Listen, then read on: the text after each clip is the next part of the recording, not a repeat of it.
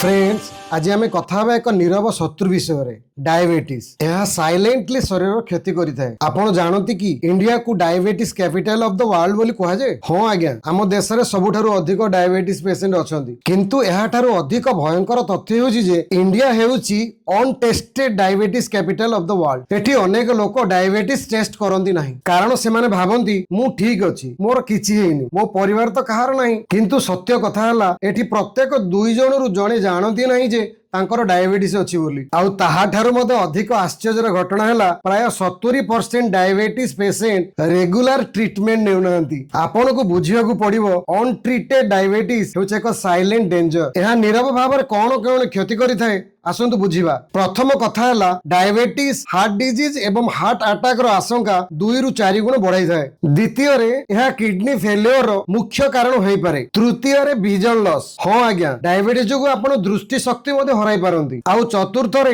एहा नर्व्स को दुर्बल करि थाए, फल रे हाथ गोड़ अचल होई जाय, जानि पारंती नाही केबे क्षत हैला बा केबे पोड़ी हे गेला। आउ एसबु कोनोसी लक्षण दे न थाए, no pain no warning, diabetes silently तार काम करि देई थाए। किंतु फ्रेंड्स भय करंतु नाही, अवेयरनेस हेउची हमर अस्त्र। तीनोटी कथा मने रखंतु। जदि बयस 30 रु अधिक वर्ष को थरे निश्चय ब्लड शुगर टेस्ट करंतु। आउ जदि आपनक फैमिली रे डायबिटीज अछि तबे 25 रु आरंभ करंतु। डाइट न्यूट्रिशन एवं एक्सरसाइज आपनक हाथ रे रेगुलर करंतु। जदि आपण जने डायबिटीज रोगी तबे डॉक्टर को परामर्श सहित रेगुलर ट्रीटमेंट नियंतु। हां आपण जे कोनोसी डायबिटीज रिवर्सल प्रोग्राम रे पार्टिसिपेट करि परिबे। फ्रेंड्स मन रखंतु, निज पई निज परिवार पई आज ही ट्रीट करंतु, आज ही आवर होंतु, आज ही एक्ट करंतु।